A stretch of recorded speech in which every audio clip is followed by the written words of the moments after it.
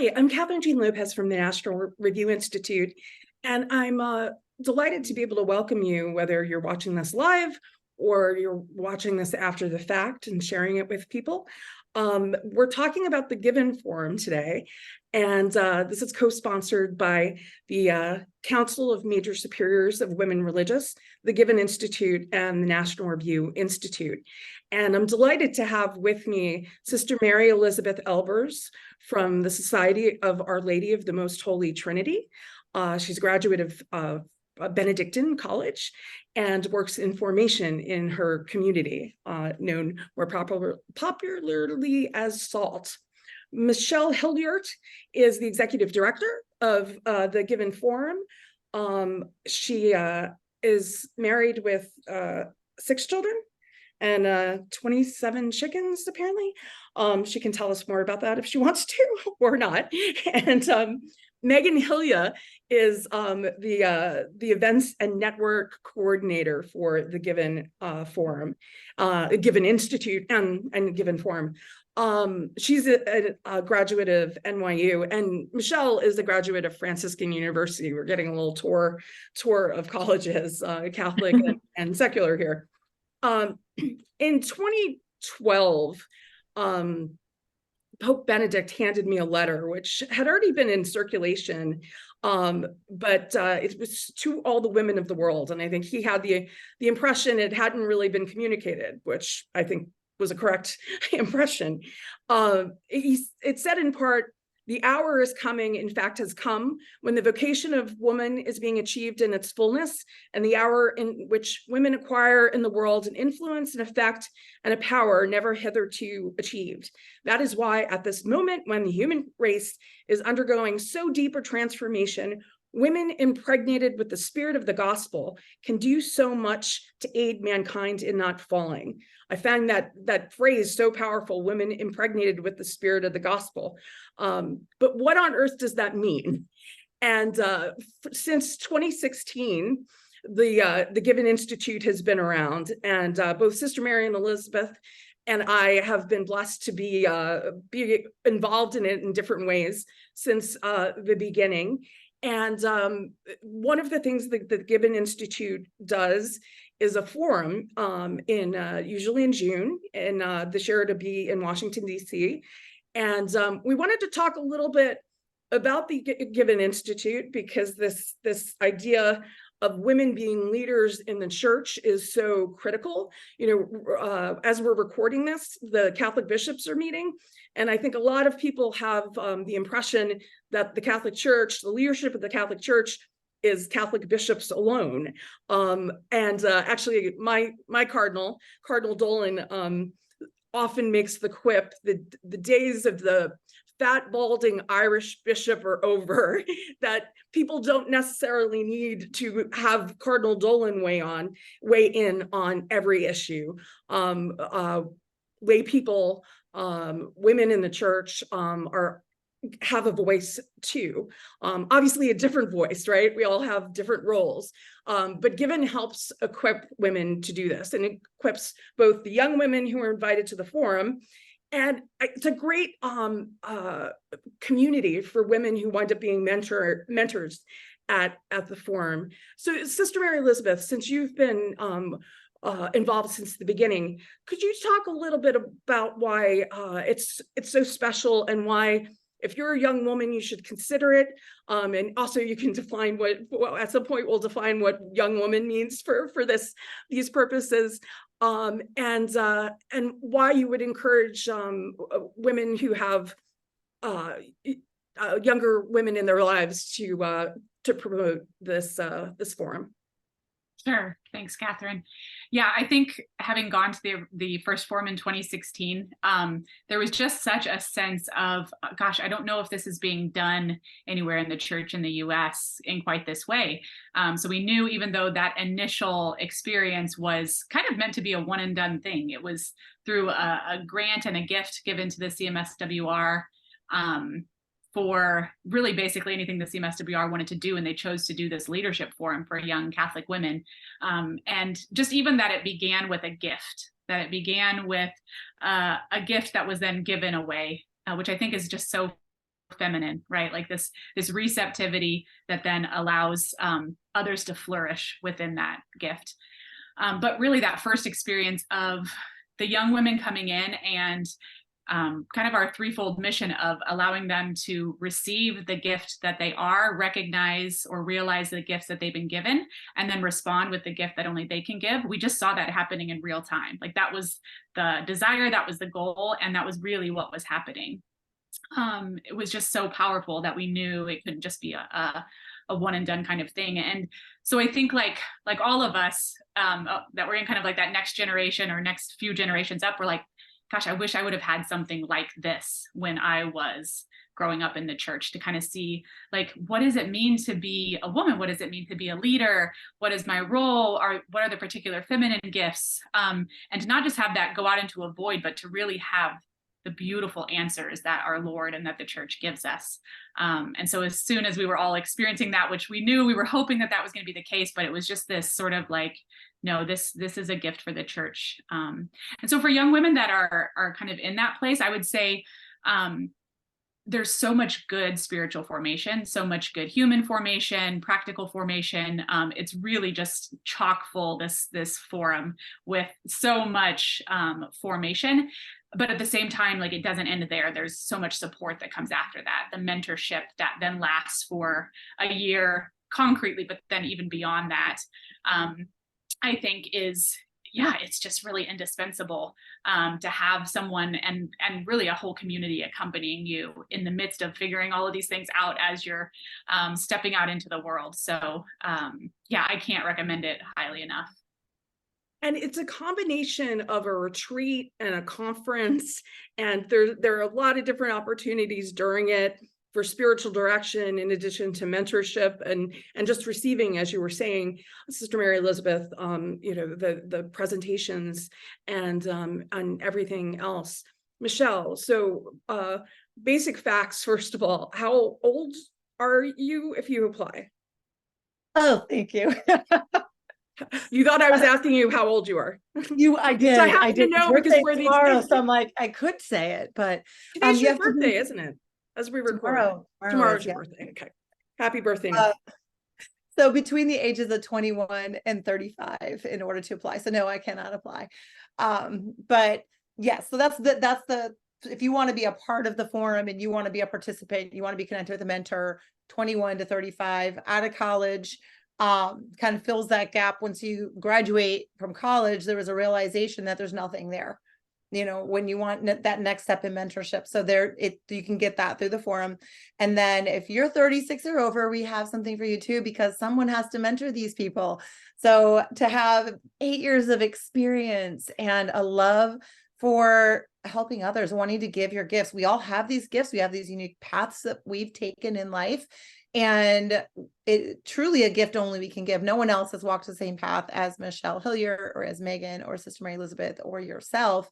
So to be able to speak from that unique place and to help another woman along the line, it's like saying, okay, I've been there. I got through it. And now here's my hand. Let me help you. So there's a place for you too. And one of the beautiful things about the forum, I find, is you have young women who are at all different stages. Some of them are already married and have a baby at the forum, have the baby with them. Others are discerning religious life. Others are, maybe dating seriously, or maybe want to be dating seriously, and having, the challenges that come with that. And some have no idea, it's come as you are, and it also, the other thing I would say from somebody who's been a mentor and a speaker and a spiritual director there is, this doesn't have to be, we have a Franciscan University graduate and a Benedictine University, a college university graduate. Those are known as pretty pious schools, but this is for everyone who wants formation. And I also remember one of the comments that first year, a number of the young women said, Sister Bethany Madonna from the Sisters of Life was the MC, and she is very funny. And the comments were, I had no idea that nuns could be funny. So many young women don't even have exposure to religious sisters, but the mentors are both religious and consecrated and married and single, and so there's a good variety. Megan, you've been at the Given Institute for 3.5 years or so, and what attracted you to the whole program, and what have you been happily surprised to learn along the way? Yeah, so what attracted me, I think when you were speaking, I just get so excited because what I really love about Given is the diversity that we have in our programming, calling in women from all walks of life, single, consecrated, married, older, younger, working in secular fields, in Catholic fields, in dioceses, coming from Catholic colleges or not. You know, I went to NYU, hello. And those women all come together, and something that we put a lot of emphasis on is the idea of personal vocation. That vocation is not only state in life, although of course we love the sisters and the consecrated women, and they're intimately integrated into everything we do. That vocation is unique in the truest sense of that word, that there's only one vocation that's yours and a mission that's yours. And kind of, if you don't do it, no one will. Not to pressure, but to call women to follow God's call for their life in the unique way that he has for them. And I think that that's really encouraging for the young women, especially for those maybe who are single or feel that their vocation in the state of life sense has not started yet. But what we tell to them is that you're not married or you're not consecrated, you're discerning those things, but you have a vocation at every moment from your conception. God is calling you and is loving you into existence. So I find that to be a really beautiful and somewhat unique message. And that's what I love about Given, and that we really try to emphasize in our messaging, that all of these women coming from their own experiences and their own walks of life share how they live out their personal vocation, how they live out their call to holiness and to leadership in their sphere of influence, and that each woman who attends can do the same. Anyone can jump in on this one. One of the key parts of the program for the forum is an action plan. So you're directing the woman toward a particular project that she's going to do. Some are pretty huge. Some are just simply very practical for daily life, and probably more are in the middle there somewhere. Do any of you want to share some of the action plans you've seen through the years that have been particularly impressive? I know I remember the first year I wound up speaking at a religious freedom rally in St. Augustine, Florida, or St. Augustine, I guess is how they pronounce it. And it was a really impressive production, you know.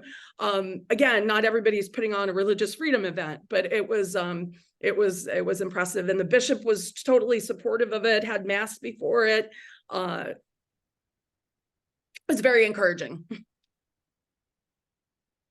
Megan's full of wonderful stories. The floor is yours. Yeah, so I was just thinking about, like you said, some of the action plans can be large and become a full-time ministry. Some of those that come to mind or that we often talk about are Behold Visio Divina, which is a ministry of praying with art, put on by an alumna, and her action plan started as a group of women praying with art, and now over 5 years later has developed into her full-time job and a national successful ministry. The two founders of Eden Invitation, which is a ministry for people with LGBT and gender discordance experiences. Both attended the Given Forum and different years, and their action plans related to the growth of Eden Invitation. We have women like Lauren Costabile, who is the founder of Hearts of Joy International, which is an organization that provides support for children born with Down syndrome to have life-saving heart surgery, usually before their first birthday. And she attended the Given Forum, implemented a different action plan, but the leadership skills that she gained and the skills of discernment that she gained through her participation at Given launched her into being able to form Hearts of Joy International.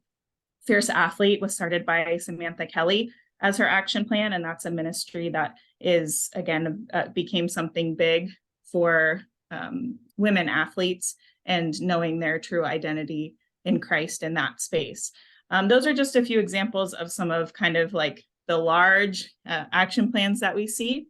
We also, again, kind of in the spirit of personal vocation and of the action plan being very unique to you and an outpouring of the gift only you can give, we see a wide range of action plans. Kind of on the far other end of the spectrum, I know of a woman whose action plan was to basically heal her family in some of the things that they were going through, knowing that you can't control other people and their actions, but her action plan was a program of intentional prayer for herself, therapy, I believe, and putting into place intentionally the actions that she could take to improve relationships among her husband, her children, and the hard times that her family was going through.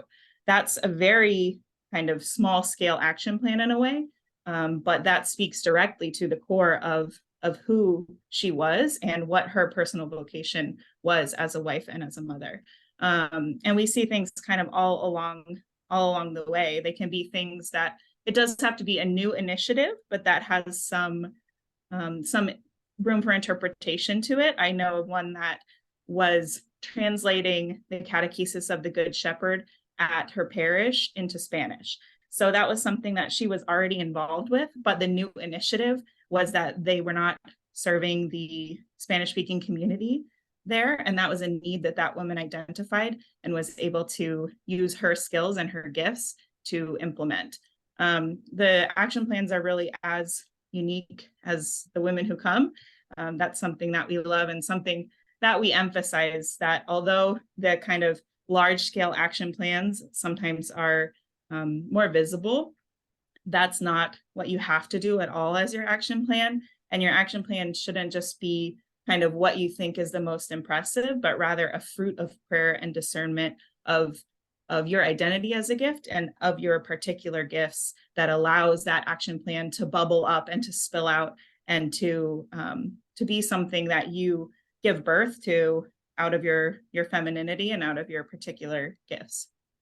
And so many of the examples you just mentioned, Megan, and some of the ones I'm aware of are about identifying a community that's underserved, and that could be your family. I really hadn't given a ton of thought to how isolated and frustrated Catholic women athletes can be.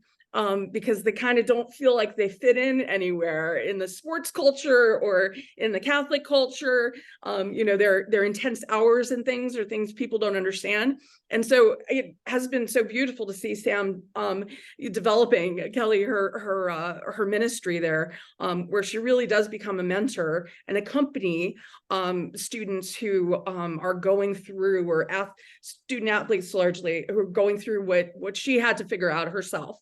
And that's really at the heart of Given. And I think why it's so needed in the church, because as you said, whether it's a small scale or large scale, the institutional church isn't going to figure out how to reach everybody. It's just not. And so individuals in the church need to look around. I talk a lot about and write a lot about foster care and adoption. And I often, the Catholic Church went from being the leaders on that, with women religious running orphanages and so many other ministries. We just had Mother Cabrini's feast day. She would be an example. But because we have these big bureaucracies, a lot of people think, well, the orphans being taken care of. And often evangelicals have more of a sense, I hate to say this, of community than we do in our parish communities. And part of what I see, and there are other groups who do this too. I think both Megan and Sister Mary Elizabeth were involved at Focus in one way or another, in your youth. Although everyone's still young here, just not applicant young. This is a model for helping women in the church be the leaders they are called to be, but maybe don't appreciate it. Michelle, I want to ask you, you're fairly new at Given. What attracted you? Oh gosh. All right. I have 9 sisters, no brothers. Just that's always the second question. And then your poor father. I have 9 sisters. I have 4 daughters. I coached women for years. And I myself experienced, through God's grace, the ability to have a mentor in my 30s. And it was not in a Catholic environment, but even so, that mentorship changed my life. It transformed my life. But what I saw as I coached women was an isolation. I coached a lot of Catholic moms, stay-at-home Catholic moms, and a sense of isolation, a sense of I have nothing to offer. Oh, sorry about my thumbs up. A sense of isolation. I'll give you a thumbs up. Yeah, a sense of not having anything to offer and a fear of reaching out because of a fear of rejection. And what I saw as I worked with these women and they began to reach out and open their hearts up, what I saw was, I made a difference. And then I saw women go from not wanting to say anything, and we did a lot of stuff on social media at the time, to doing live videos and inspiring people and other people's lives being transformed because that person's life transformed. And it struck me that this is legacy, because if I could inspire one woman by stepping out, I had to overcome those same things. I was afraid of all the same things. And if I could overcome that and learn to live fearlessly, to not be afraid, then another woman can do that. Another woman can do that. Before you know it, it's like branching out all over the place. And so when I was working in the disaster industry and a friend sent me this job description, I was like, I teared up. I said, this is everything I could ever desire to do. And I applied and I gave it to God. So here I am. And it's beautiful because now this is what Given does. Given gives their yes to the Lord, invites women to come in. We walk with you and the world transforms. It's beautiful. I get excited. I sometimes wonder, and this may be a generational thing. It may be, I don't know, a culture thing in the church sometimes, less so maybe than it used to be. But even the language, right, at the heart of Given, discover the gift only you can give because of the gift you are. I can see some people thinking, oh, why is that soft? Why do we have to, give everybody stars and happy faces? Why is it so important? And maybe sister, you can address this, for us to actually tell women their gifts. Mm-hmm. This is not about self-esteem building. It's something right, deeper and truer. Absolutely. And I think it's so many of those foundational truths are things that, yes, we hear over and over again, but have we really ever had the time, the space, the intentionality to actually receive them? And I think it's something that you never get to the end of. Like, I'm never going to get to the end of receiving the gift of God in my life, of who I am. And I think that's the same for every single woman. But I think there is also like an inherent receptivity in our very persons as women that lends itself to being a delight as we receive the gift of our identity. And so I think, that's probably oftentimes then where we're attacked precisely, right? Because we know that from the beginning, from the very first, and in the book of Genesis, we hear that it's the gift of God that's attacked. Like the evil one can never come up with anything new. He can only try to mimic or to go towards that which is truly good. And so our identity as beloved daughters, our identity as sisters in Christ amongst each other, we can see that that's the very thing that's attacked from the beginning all the way until now, right?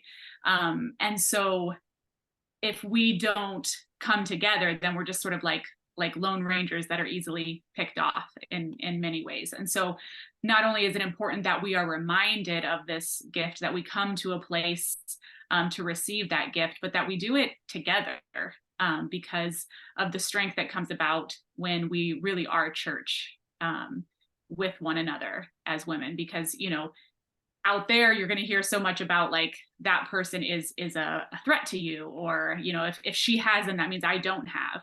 But the reality is that God doesn't divide. Like he's expansive, and grace builds upon grace. And so I've just found, you know, every time I think I'm going to go to like a given event and like, oh, I've heard this speaker before, or I've probably heard this message before, it is ever new, you know, because grace is, you know, God is ever ancient, ever new. And there is always something like a new level of my own gift that God has given me that I need to receive. And so, yeah, it's just so foundational. Well, another reason why I think Given is so critical at this time, maybe in a particular way, but I mean, these things have always been needed.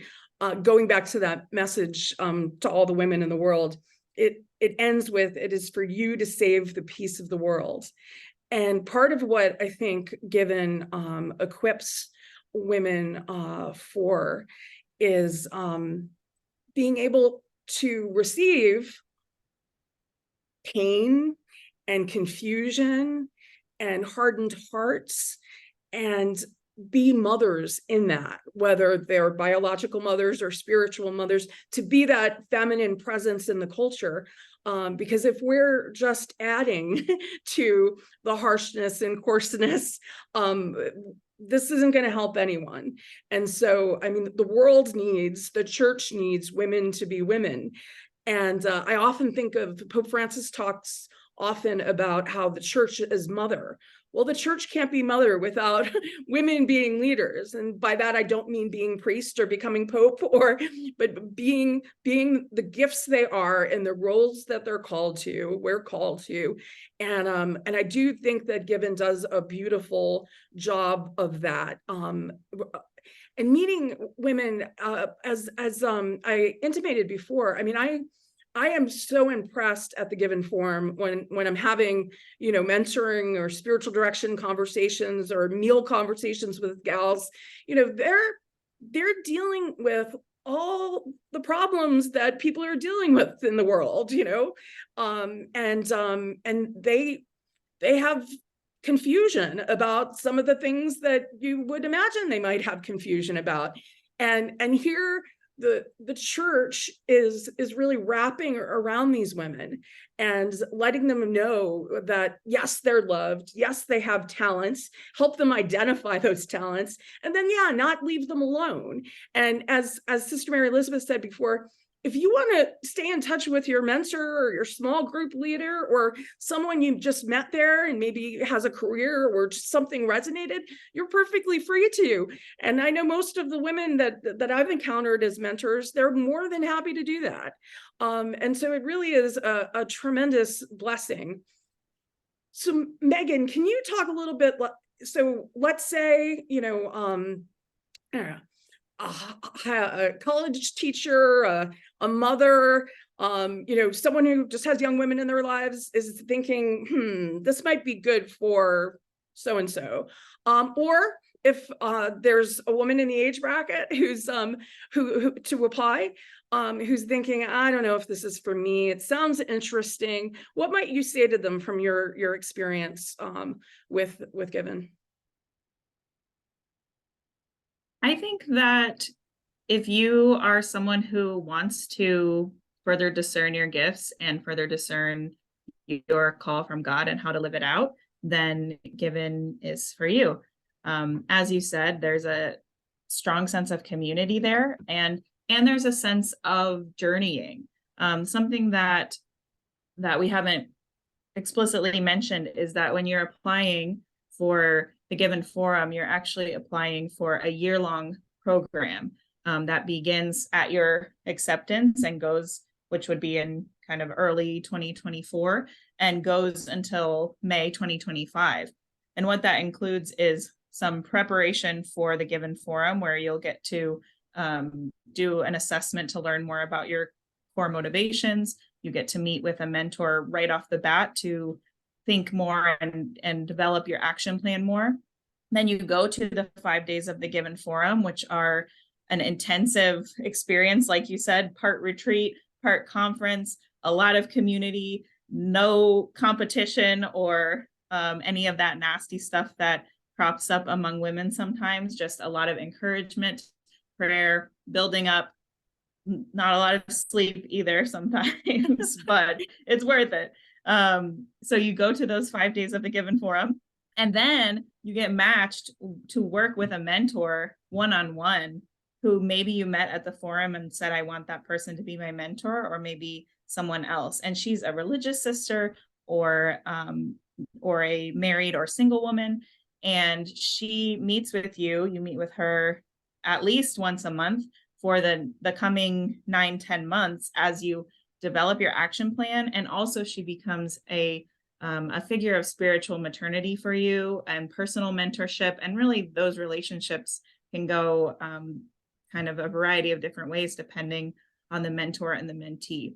So I think I want to dispel the notion that in order to apply for the Given Forum or to attend it, you need to have kind of everything all set, everything ready to go, and your life needs to be totally in order, and your action plan needs to be pretty much just ready to launch. There is built into the whole program a sense of accompaniment, a sense of journeying, a sense of development and discernment, because that's where we all are. And it's honest and true to acknowledge that, to work with that, and to honor that. So I would encourage any young woman to apply.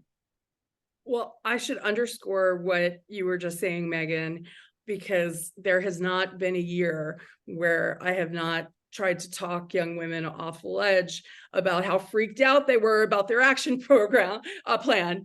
And the idea is that we want to help you with that. And we want to help you with that, not because we want to give you make work. It's because this helps you discern, as the word we keep using, figure out what you're best at and what God is calling you to, because figuring out what you're best at is getting to know how God made you, and that's what the action plan is about. It's not about having the perfect event or ministry. It's about figuring out how to be that woman impregnated with the spirit of the gospel as God made you.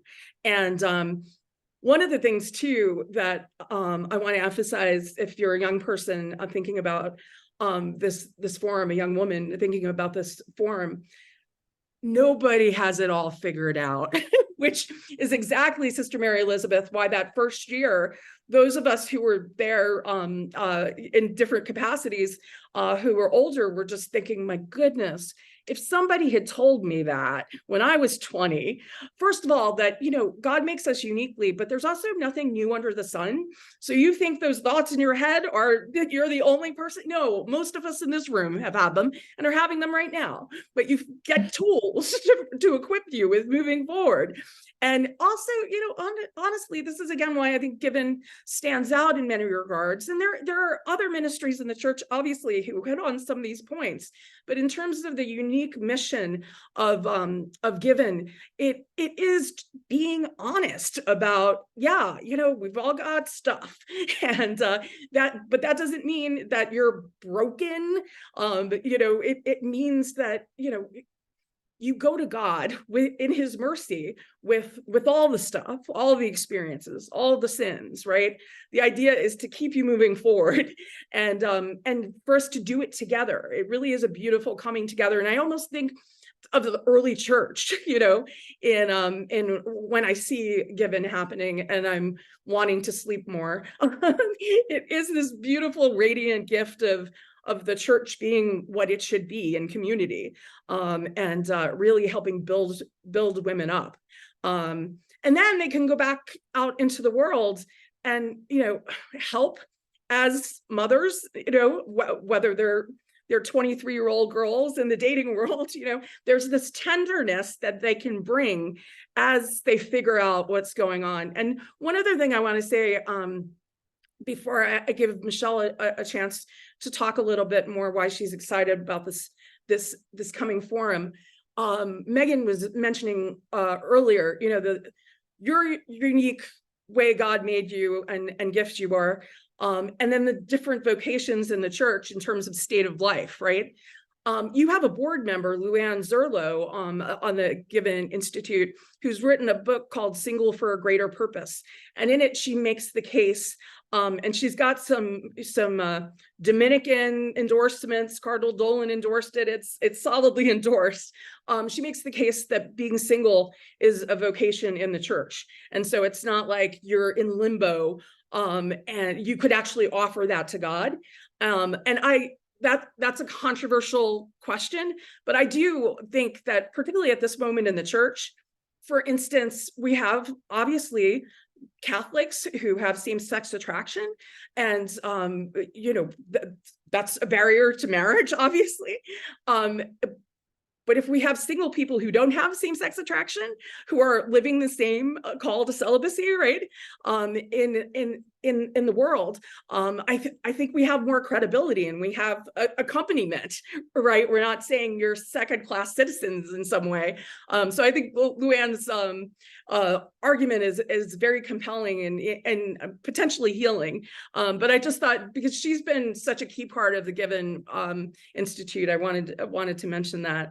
So Michelle, what are the dates, first of all, for this forum and for applying? And giveninstitute.com is where they go for more information, right?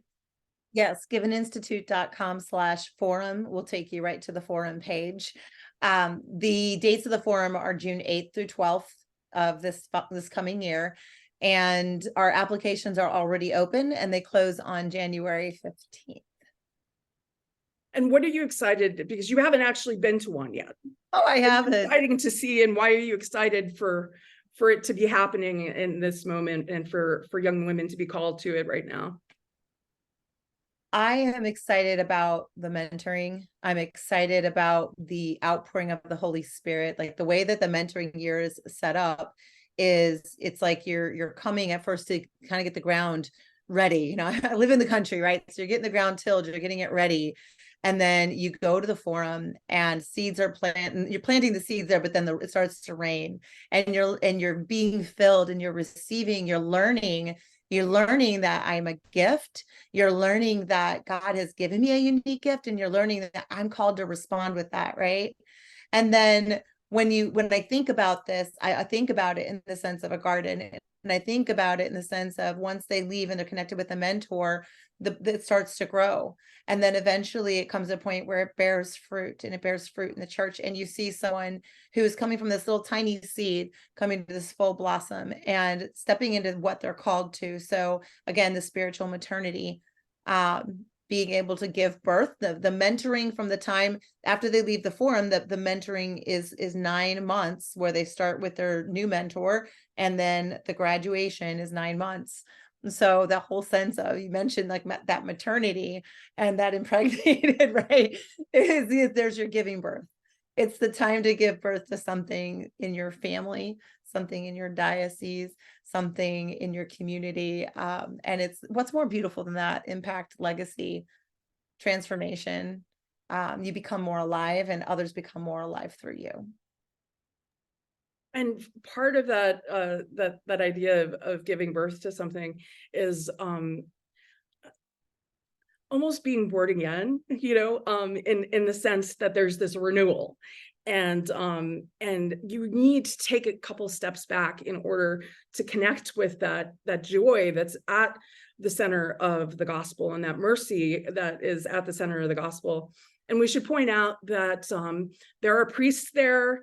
There are masses every day. Confession is available, and spiritual direction as well, which, if people aren't familiar with the concept of spiritual direction, it's sitting down and talking to somebody who has studied spirituality and is certified in some way to talk about your prayer life, and super practical ways, that can be very fruitful and an opportunity that young women often don't get.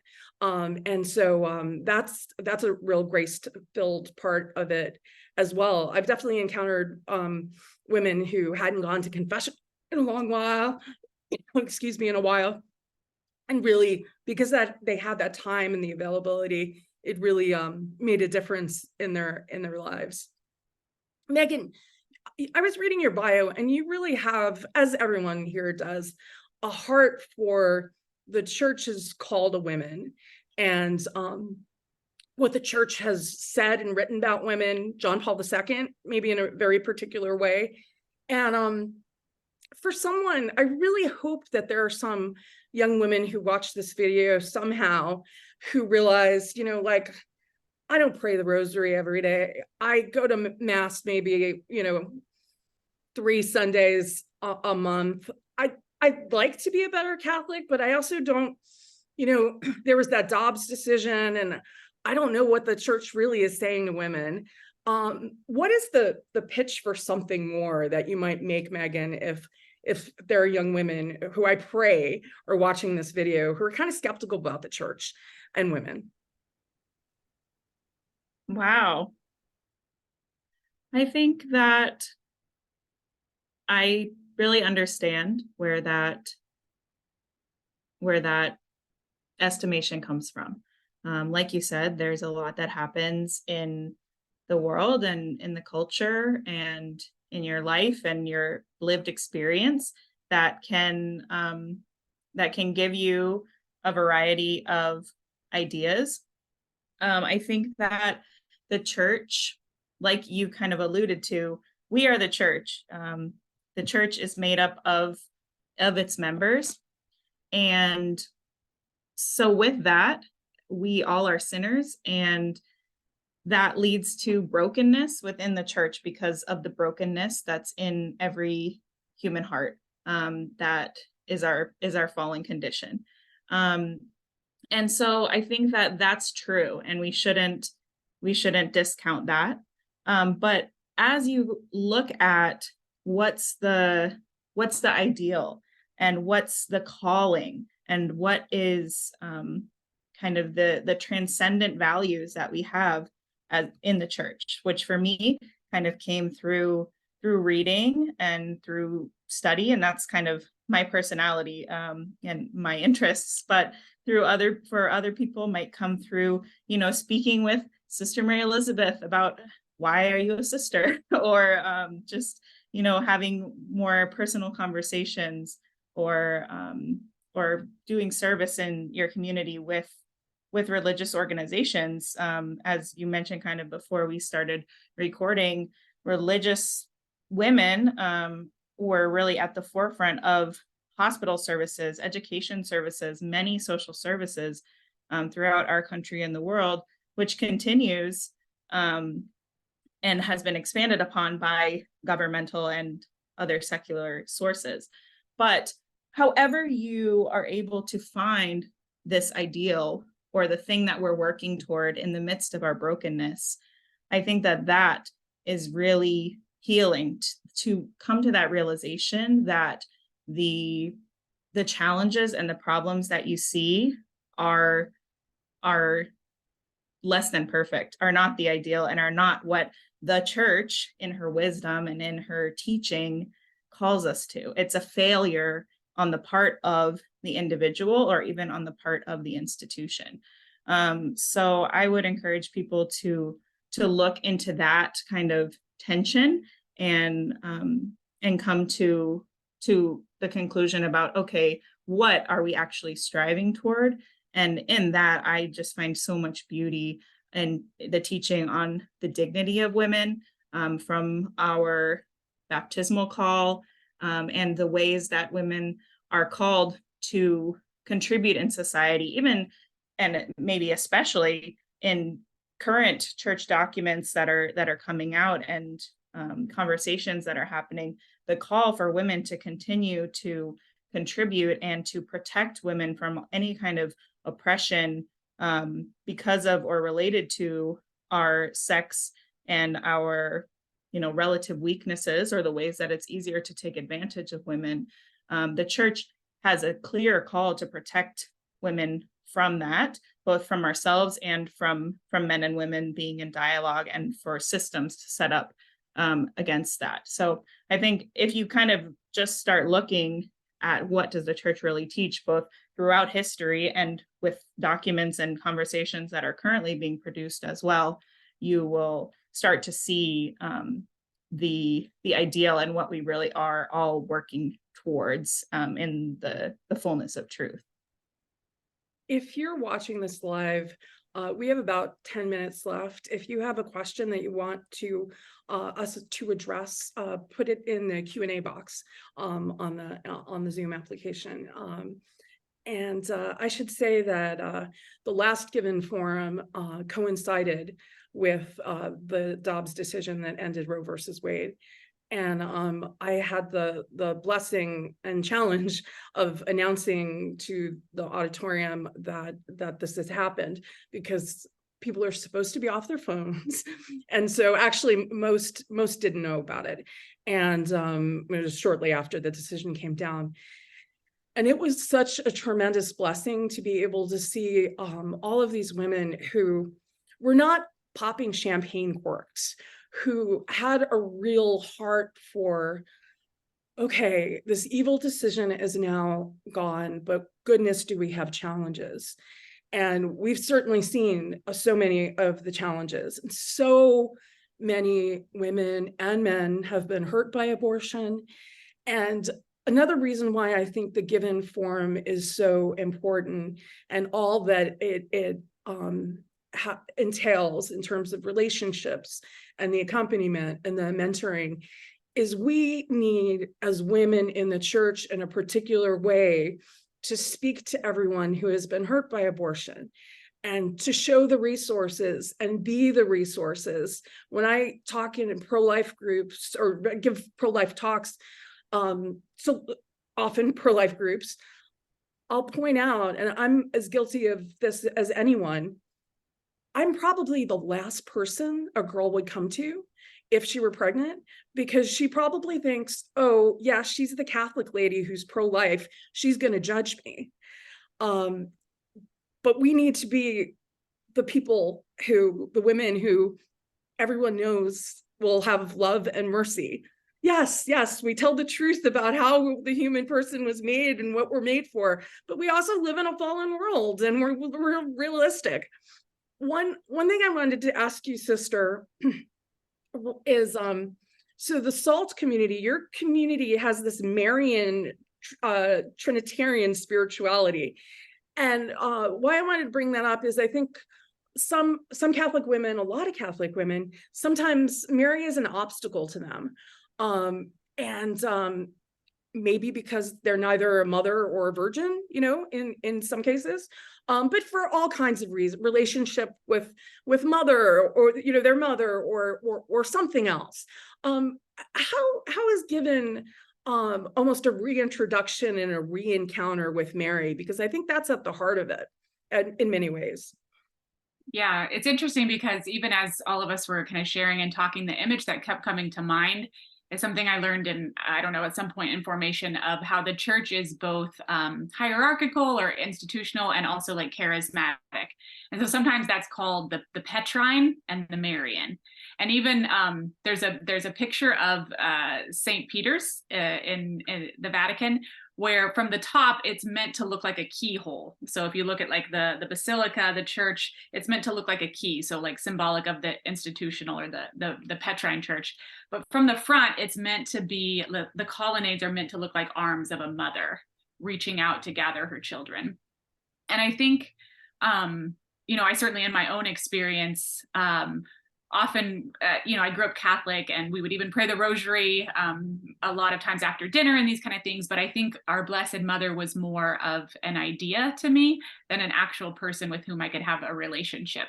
And so I think kind of coming to know her more as sort of like the church par excellence, like the call of each one of us to receive ourselves as a gift, as the creature who God so loved that he created us not from any need of himself, but because he knew that we should like to exist, and that he, you know, redeemed us at the price of his blood, and that he seeks us always to pour his Holy Spirit into us.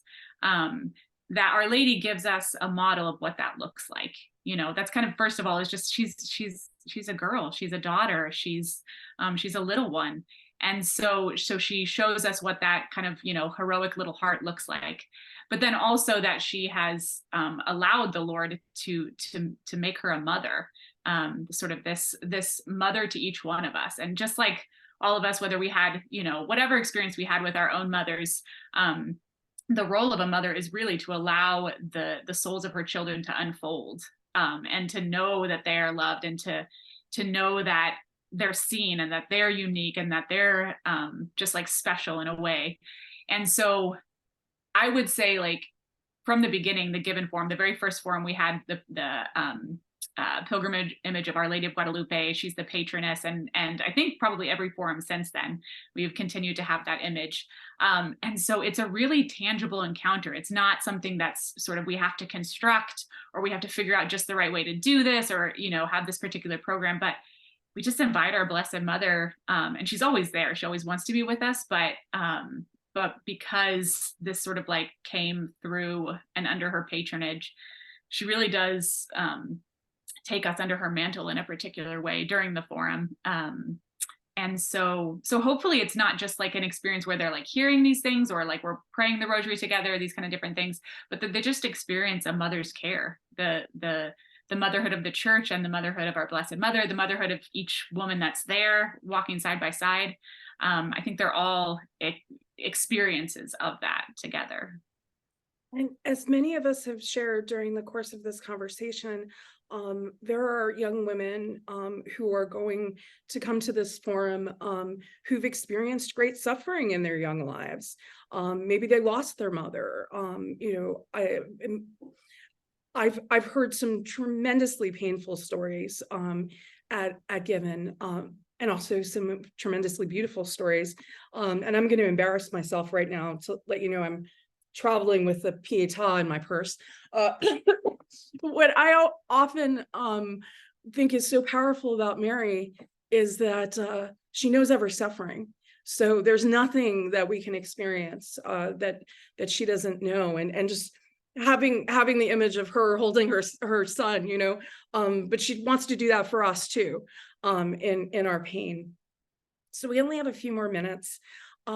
Megan, do you want to give a closing pitch about why this is so valuable for anyone who wants to grow in faith, understand their faith better, and be a leader, you know? And I had a late friend who joked one time when she was writing a commencement speech that everybody always says you have to be a leader, but we need followers too. But it's the followers of Christ, right? And we are all called to both lead and follow, you know? Yes.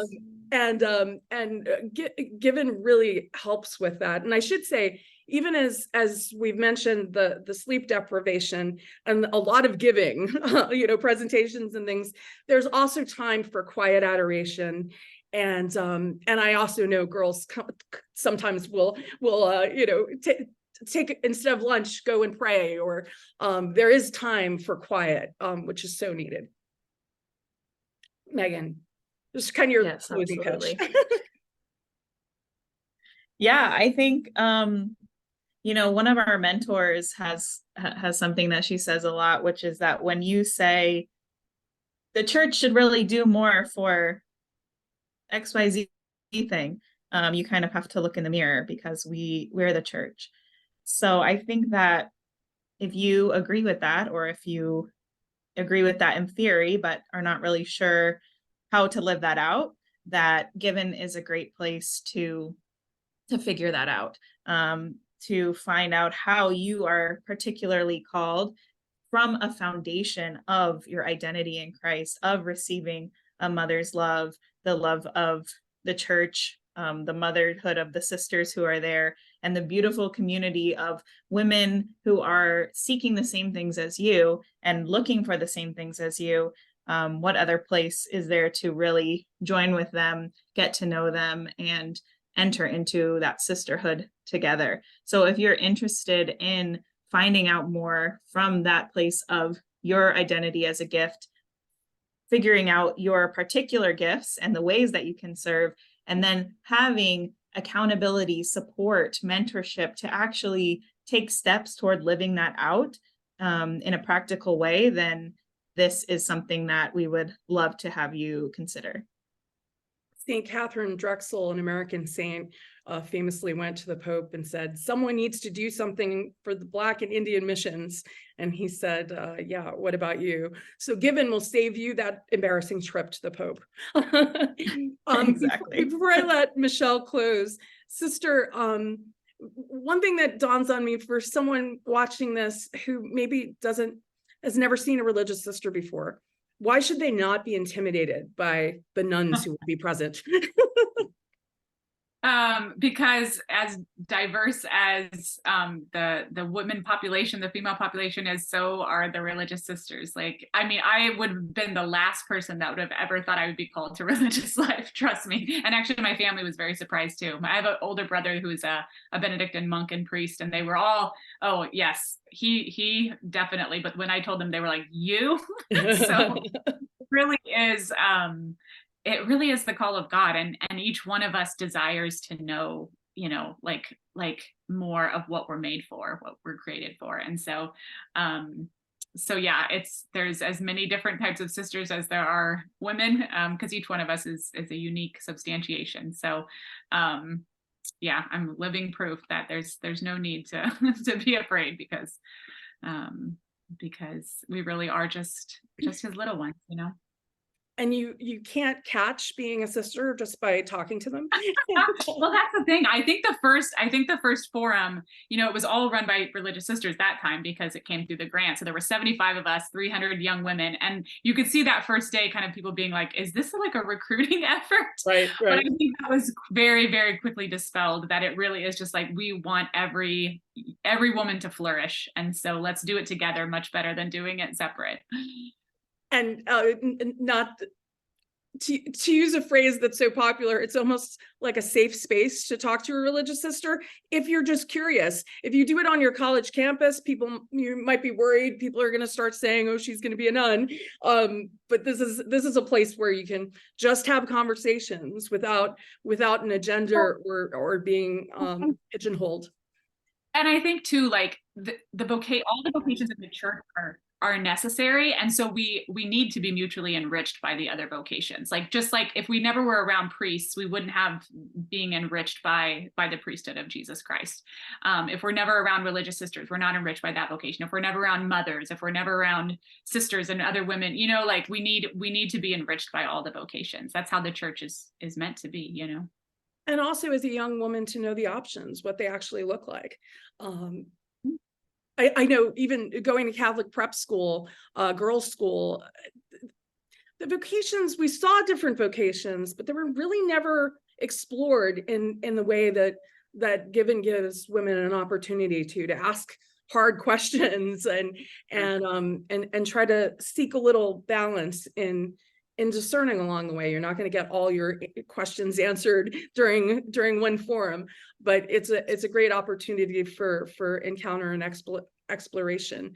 and education, simple education. Mhm. Michelle, your final pitch and maybe a reminder about the website and the dates for people who are curious, and I would encourage them, if you're curious, give it a try. Yes, thank you so much. Honestly, if you want something different, you have to do something different. And if you've got that question in your heart and you feel a calling to do something different, just apply. Just apply. Ask questions. Our doors are open, but transformation and activation are waiting for you. The dates of the forum are June 8th through June 12th. And applications are open, giveaninstitute.com/forum, and they close on July 15th at midnight. But we have a couple January more open 15th. houses. January, did I say July? I think so. January 15th. Okay, there we go. The January. forum would have happened by July. That's right. You want to finish by January 15th. And then we do have a couple of open houses that Megan will be hosting. If you want to talk to her yourself, just go to our website, go to the events page. So it's giveaninstitute.com/events. You'll find them there.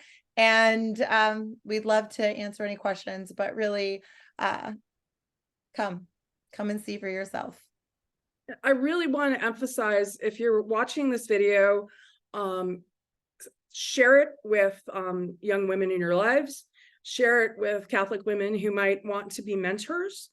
And I would especially encourage you, think about during Thanksgiving break and moving toward Christmas break as an Advent exercise. Think about, what are 5 women I could send this to, young women in my life I could send this to? And yeah, maybe what are 5 mentor potentials? You could be a man or a woman and do that. And I really, this forum will change the lives of the young women who participated. And I can't think, actually, other than Jesus himself, of a better Christmas present to give someone, other than really saying to a young woman, I think you'll benefit from this. I think it'll be a great blessing in your life. And with that, thank you, Megan. Thank you, Michelle. Thank you, Sister Mary Elizabeth. I thank you, everyone who is sharing this and was watching live, on behalf of the Council of Major Superiors of Women Religious, CMSWR, and the Given Institute and the National Review Institute. Again, please do share this. God bless. Bye.